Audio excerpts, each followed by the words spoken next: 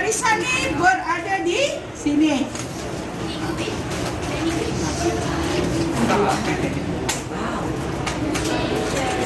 Okey. So kita tengok 0, 10, 20, 30, 40, 50 dan 60. Okey, siapa dapat sama? So ini untuk kita ukur sama ada sudut kita betul ataupun salah. Assalamualaikum dan salam sejahtera. Anda bersama dengan saya Azhar Hilmi. Bertemu kita dalam Didik TV KPM. Dan untuk hari ini saya doakan kepada anda yang sedang menonton pada ketika ini semua berada dalam keadaan baik, sihat dan sejahtera hendaknya, insyaAllah.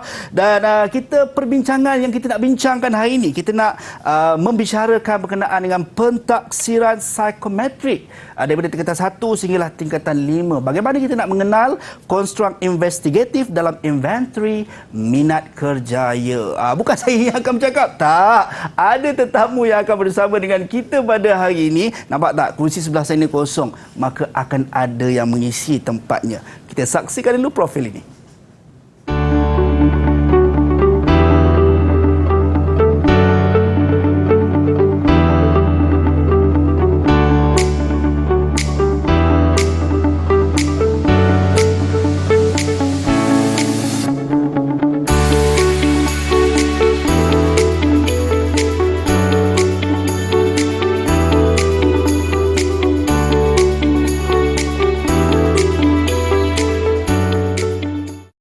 Baik, itu dia tetamu yang akan bersama dengan kita pada hari ini. Kita bersama dengan Cikgu Siti Rohayu Ahmadan, Guru Bimbingan dan Kaunseling daripada SMK Primbon, Ceras, Selangor. Assalamualaikum Cikgu. Assalamualaikum, sihat. Alhamdulillah sihat ceria hari Cikgu. ni, ya? Saya nampak Cikgu bersemangat, Ya, nampak berenergi. Saya rasa lagi bersemangat untuk nak teruskan perbincangan kita hari ini Cikgu. InsyaAllah.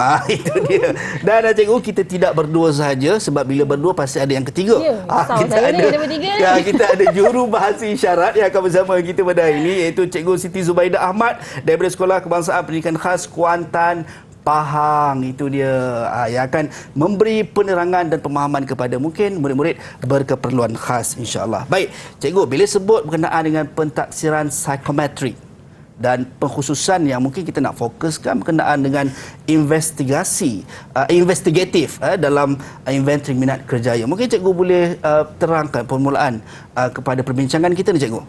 Okey, baik, terima kasih Azhar. Sama-sama Cikgu. Okey, hari ini sebelum saya nak terangkan tentang konstruk investigatif, Ya. ada benda yang murid dan ibu apa perlu tahu. Mengenai semakkan skor. Oh, okey. Baik. Tahu tak macam nak semak? Saya pun pernah ambil tak ujian psikometrik? keliru Cikgu. Keliru ya? Keliru. So nak tahu juga nak secara tahu. terperinci Cikgu. Macam mana tu Cikgu? Sebenarnya ada dua cara. Okey, yang pertama, murid boleh bertanya pada guru bimbingan dan kaunseling di sekolah masing-masing. Baik. Yang kedua, yang kedua ni yang paling rare lah. Ya. Sebenarnya boleh semak sendiri. Oh, okey. Tahu boleh semak sendiri? Tak tahu Cikgu. Tak tahu? Okey, baik. Murid dan ibu bapa boleh menyemak sebenarnya penskoran psikometrik. Pergi ke web ni, Baik. epkm.moi.gov.my. EPKM. Type je kat Google, epkm.moi.gov.my. Okey. Dan dia akan naik paparan. Ada 3 paparan di situ. Ya. Dia ada JPN, KPM, PPD, guru kaunseling dan murid. Ya. Klik pada murid. Kemudian dia akan minta nombor IC. Baik. Type lah nombor IC murid. Kemudian dia akan naik Kemudian dia akan naik soalan keselamatan. Ya. Jawab soalan keselamatan. Kemudian akan naiklah paparan skor psikometrik. Okey. Jadi mudahlah sekarang ni. Hanya boleh mendapatkan skor daripada hanya menggunakan hujung jari. Cikgu, jadi murid boleh semak skor dan kemudian akan terpaparlah. Baik. Inventory dia punya skor dia sendiri.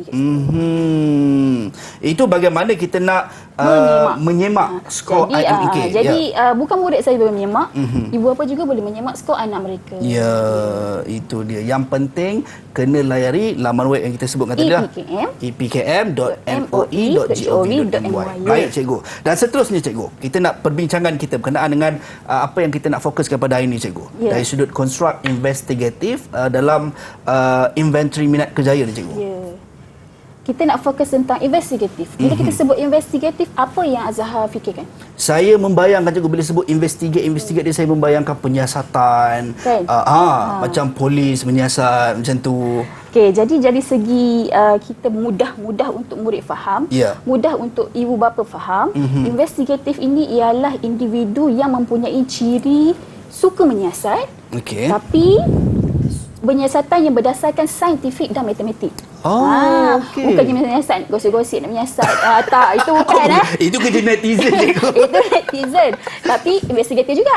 Okey. Tapi investigatif daripada konstruk yang kita bincangkan ialah individu yang mempunyai ciri penyiasatan dari segi saintifik dan matematik. Tak boleh lari daripada matematik. Jadi fokus kepada dua perkara tersebut lah. Baik. Bermaksud individu investigatif ni dia ada kemahiran saintifik dan matematik yang sangat baik.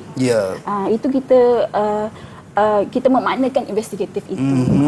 Dan investigatif itu ialah seorang pemikir. Baik. Bermaksud individu yang ada ciri investigatif ini dia memang selalu berfikir. Baik. Pemikir, thinker.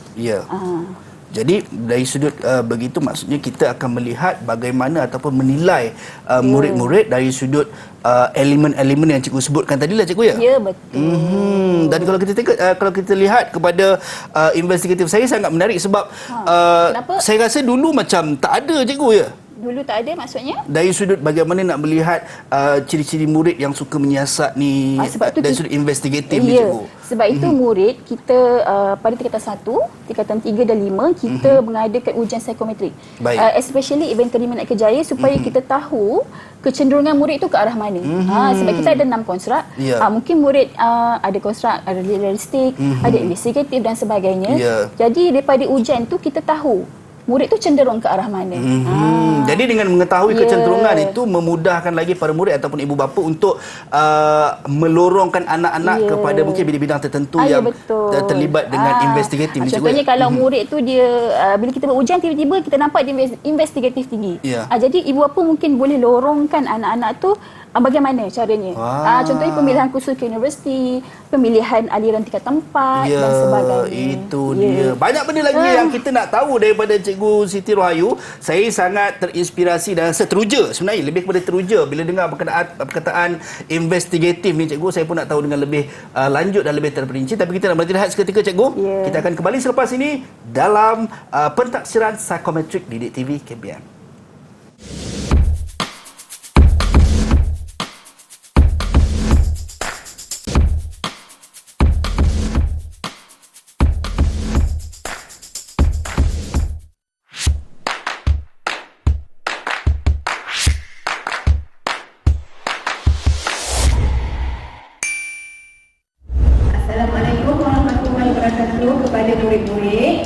Pada hari ini kita akan menjalankan satu eksperimen, iaitu penjagaan lautan melalui pencairan lautan stok. Lautan stok yang kita guna adalah nitrohydrosida 5 molar dan kita nak cairkan dia kepada 0.5 molar sebanyak 250 ml air. Pada hari ini saya harap murid-murid dapat menjalankan satu eksperimen dengan jayanya.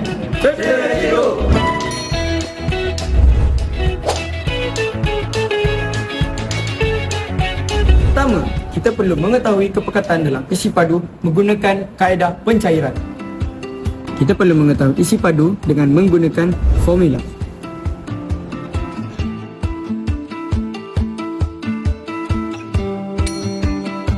Seterusnya, kita akan membuat label pada botol reagen kita bagi hasil akhir kita nanti.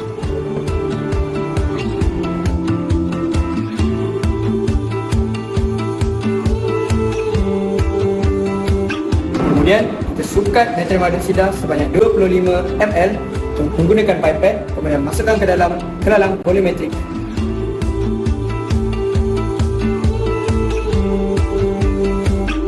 Pipet perlu dibilas dengan air suling agar sisa-sisa yang terdapat di dalam pipet dikeluarkan terus ke dalam kelalang volumetrik. Penuhkan kelalang volumetrik 250 ml dengan air suling sehingga mencapai tanda yang telah ditandakan.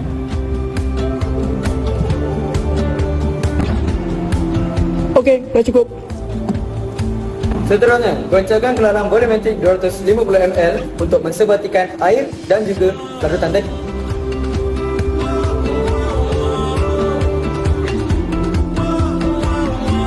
Seterusnya, larutan yang telah sebati tadi kita masukkan ke dalam botol reagen yang telah kita labelkan.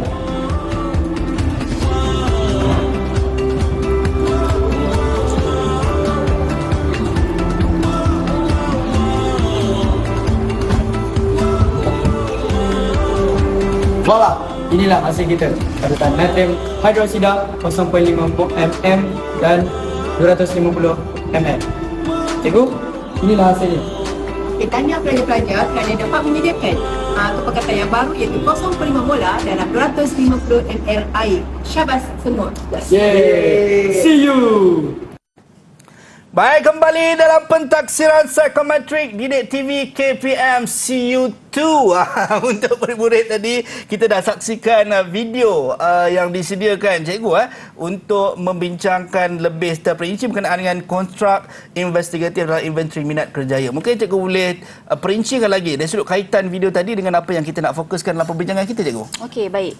Apa yang saya nak fokuskan melalui video tadi ialah ciri-ciri individu yang berpersonaliti investigatif. Baik. Baik, kita tengok melalui video tadi murid-murid melakukan eksperimen. Okey, jadi di situ kita nampak ciri-ciri seorang murid yang investigatif ini ialah murid yang suka kepada scientific, formula, matematik. Dan murid-murid yang bercirikan investigatif ini sebenarnya mempunyai kemahiran menyelidik. Dia suka selidik, menganalisis.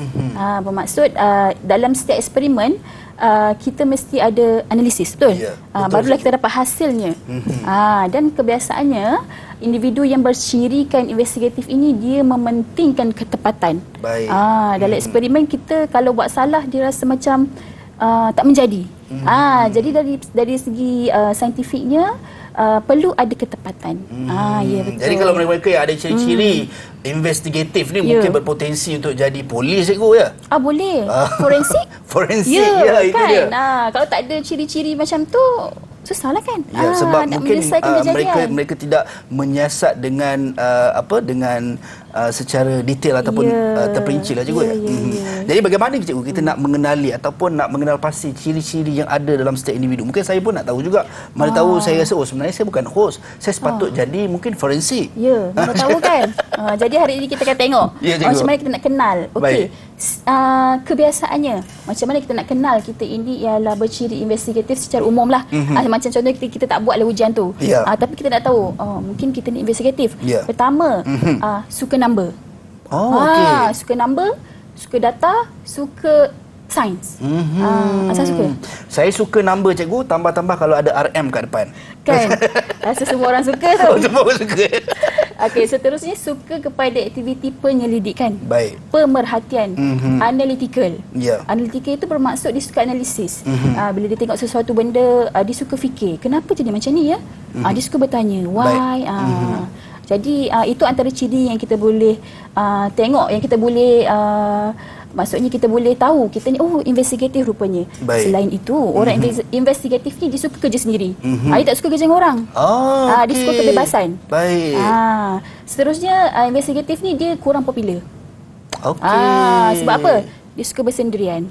Sebab dia tak suka pasif. bergaul sangat dengan orang. Ya, kan dia buat eksperimen kan kita mana boleh hua-hua kan. Dia sendiri kan. Okey, apa yang orang investigatif tak suka? Agak-agak apa? Apa yang orang investigatif tak suka? Mungkin tak suka tempat yang sibuk. Ataupun ramai orang. Ya, betul. Betul juga. Aktiviti sosial. Orang investigatif ni tak suka bercampur tau. Baik. Dia masuk dalam kelompok dia sahaja. Tapi ada kemungkinan ke, cikgu, orang investigatif kalau tadi dari sudut cikgu sebut dia tak suka kepada sosial dan ramai orang. Ada kemungkinan orang yang ada kecenderungan investigatif tetapi dia juga ada kecenderungan kepada sosial. For example, sebagai contoh dia suka duduk ramai-ramai, ada ke? Ada. Sebenarnya sebab tu penskoran investigatif penskoran inventory psikometri ini kita ada 3. Maksudnya dia bukan ciri satu saja, dia akan ada 3 ciri. Contohnya dia investigatif, dia social, dia konvensional. Jadinya kalau individu tu investigatif tak mustahil juga dia suka bersosial kerana ada ciri sosial di situ. Baik, sebab saya ada kawan, ada senior zaman sekolah saya lihat, sebab dia ada ciri-ciri investigatif yang cikgu sebutkan tadi, tapi dalam masa yang sama dia suka bersosial dan popular dalam kawan-kawan. That's why saya tanya cikgu, adakah mesti ada, sebab kawan saya kalau dia menonton Nur Imran, mungkin saya banggalah ada kawan, ada senior macam tu kan. Tahniah Nur Imran. Okay, selain tu orang yang investigatif ni dia tak suka pujuk. Dia tak suka dipujuk je? Bukan tak suka dipujuk, tak suka memujuk. Tak suka memujuk. Jadi kalau contohnya lah ada suami kan, tak suka pujuk, jangan marah dia. Mungkin dia ciri investigatif. Okey. Jadi bahaya juga cikgu. Macam mana cikgu kita nak baca ataupun kita nak kenal pasti sebenarnya, sebagai contohlah kalau dalam mereka murid-murid bila dah meningkat dewasa dan nak mengenal pasti dalam kalangan mereka siapa yang ada ciri-ciri investigatif, siapa yang ada bukan ciri-ciri tidak investigatif, bagaimana sebenarnya kita nak tentukan tu cikgu? Buat ujian psikometrik. I see.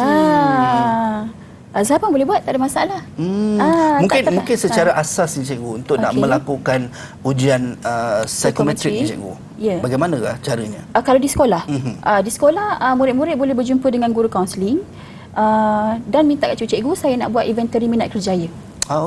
Then buat dia ada 180 soalan. Kemudian on the spot guru kaunseling boleh semak dan akan dapat skor. Baik. Dan 30 minit tu boleh semak tu dapat dah. Jadi kalau murid-murid dekat rumah nak tahu macam mana ataupun nak siasat diri, kecenderungan konstruk kita dekat mana, jadi boleh terus berjumpa dengan guru kaunseling di sekolah masing-masing. Jadi ada pro and kontra lah, ada kebaikannya dan juga mungkin ada kekurangan. Tapi kekurangan tu sangat minimum lah kot. Kita boleh katakan sebab lebih kepada kekuatan bila kita mengenal pasti konstruk yang ada dalam diri kita. Baik cikgu, banyak lagi yang saya nak tanya pada cikgu. Saya pun nak tahu dengan lebih terperinci berkenaan apa yang kita bincangkan pada hari ini. Kita nak berhenti seketika cikgu. Saya nak share air saya lah kejap. Jumpa kejap lagi dalam Pentaksiran Psikometrik Didik TV KPM.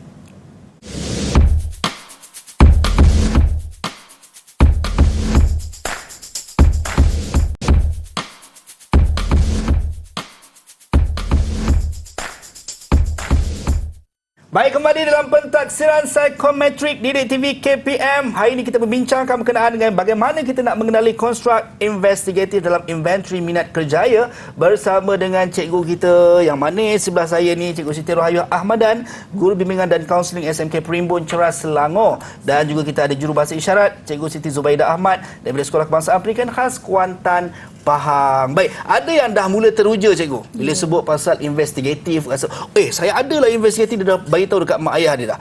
Bagaimana sebenarnya bila kita tahu ciri-ciri yang ada dalam diri kita investigatif, konstruk investigatif ni, kita nak menentukan ataupun nak mengetahui aliran yang sesuai dengan murid yang personality investigatif ni cikgu. Baik, terima kasih Azhar. Okey, baik. Kebiasaannya selepas tingkatan 3 murid-murid akan menjalankan inventory minat kerjaya. Jadi dia akan dapat keputusan pentaksiran dan di situ kita akan cadangkan aliran yang bersesuaian dengan murid-murid. Kebiasaannya untuk murid-murid yang ada ciri investigatif ini, kita cadangkan untuk ambil package STEM. Tahu tak package STEM tu? Tahu cikgu. STEM tu cikgu, sains, teknologi. Betul tak cikgu? Betul. Teknologi, E tu English, M tu math. Betul tak cikgu? Engineering. Maksud saya engineering. Saya saja je cikgu tadi cikgu. Sebab yelah kalau kita tak ada salah macam mana kita nak belajar? Ya betul. Tapi engineering tadi cikgu E. Okey, package yang kita cadangkan kepada murid untuk yang ada ciri investigatif ialah STEM. Okey, baik. STEM ada 3, package A, B, C.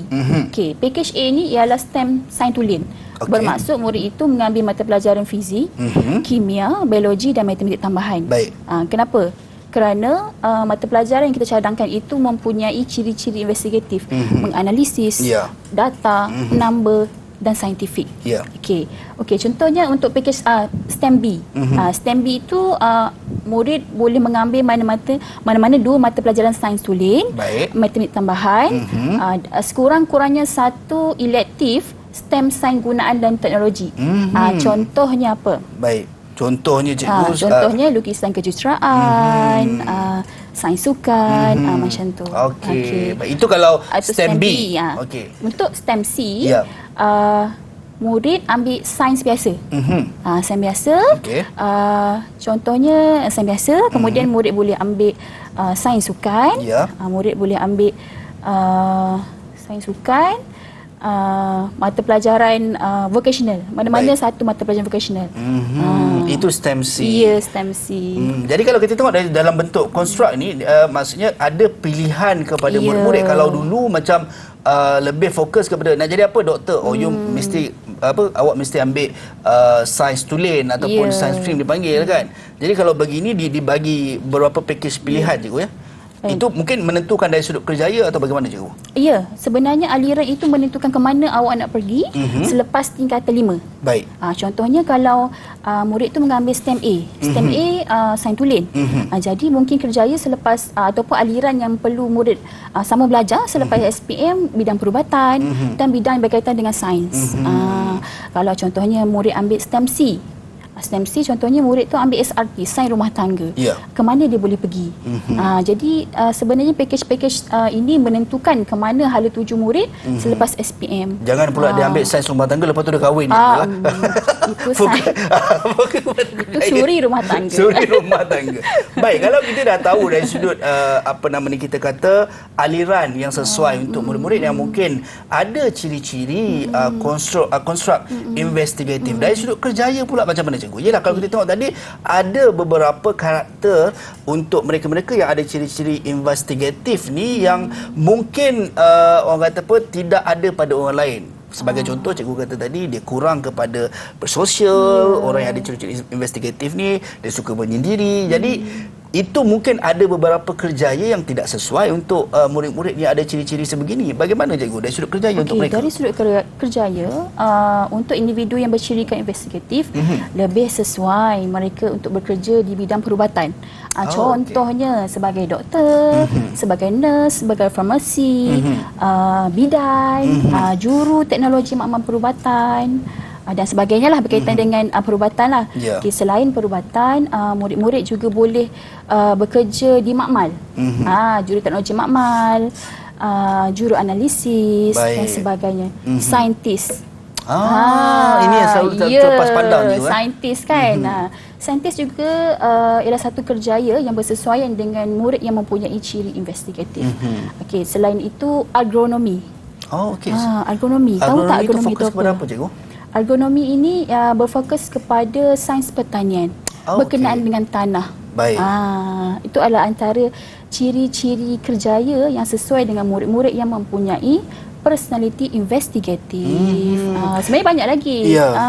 Jadi kalau kita tengok adakah selain kalau dalam bidang perubatan, adakah kerjaya-kerjaya lain yang mungkin tidak berkaitan dengan perubatan yang boleh untuk mereka-mereka ataupun murid-murid yang ada ciri-ciri investigatif ni ceburi cikgu? Boleh. Contohnya nak jadi cikgu. Okey. Nak jadi cikgu, murid-murid boleh mempunyai kerjaya, boleh mempunyai ciri investigatif. Ya. Tapi bukanlah mengajar bahasa Melayu. Cikgu disiplin? Cikgu disiplin. Guru sains, guru matematik, Ya, okey. guru kimia, guru fizik dan sebagainya. Okey. Bukan bidang perubatan saja, tak terhad. Boleh juga kerjaya yang lain.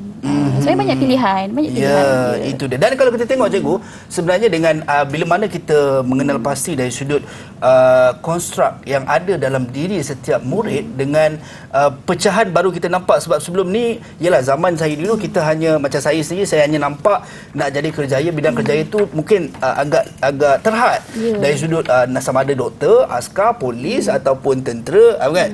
So, rupanya dikembangkan sebenarnya lebih banyak lagi peluang pekerjaan yang ada tanpa kita kenal pasti ciri-ciri yang ada pada kita. Bagi contohlah agronomi macam tu cikgu kan. Okey. Baik cikgu, sedar tak sedar cikgu kita dah hampir sampai ke penghujung rancangan kita untuk pentaksaan psikometrik. Saya rasa sangat seronok hari ini sebab dapat ambil input-input yang berguna daripada Cikgu Siti Rohayu berkenaan dengan konstruk investigatif dalam inventory minat kerjaya. Mungkin sebagai rumusan cikgu untuk murid-murid dekat luar sana, mungkin ada yang dah mula kenal pasti ciri-ciri yang ada pada diri mereka cikgu? Okey, untuk murid-murid di luar sana, kena ingat minat dan kecenderungan individu itu berbeza. Jadi bagaimana anda nak tahu anda cenderung ke arah mana? Itulah gunanya pentaksiran psikometrik. Berjumpalah dengan guru kaunseling anda untuk menjalankan inventory psikometrik, untuk menjalankan pentaksiran psikometrik untuk mengetahui awak-awak kecenderungan ke arah mana. Jadi di situ anda akan kenal potensi diri anda dan memudahkan anda untuk memilih aliran mana yang anda hendak belajar. Itu dia. Okey, baik. Kita nak ucap jutaan terima kasih kepada Cikgu Siti Rahayu Ahmadan, Guru Bimbingan dan Kaunseling SMK Primbon Ceras Selangor, dan juga Jurubahasa Isyarat kita Cikgu Siti Zubaidah Ahmad, Sekolah Kebangsaan Pendidikan Khas Kuantan, Pahang, kerana sudi bersama kita. Terima kasih Cikgu. Sama-sama. Dan untuk murid-murid di luar sana, teruskan menggapai impian, teruskan meniti kejayaan bermula dengan angan dan impian, dan yang pastinya mesti disusuli dengan usaha dan tawakal. Sampai berjumpa lagi di lain masa dan di lain ketika bersama dengan saya Azhar Hilmi. Assalamualaikum dan salam sejahtera. Bye.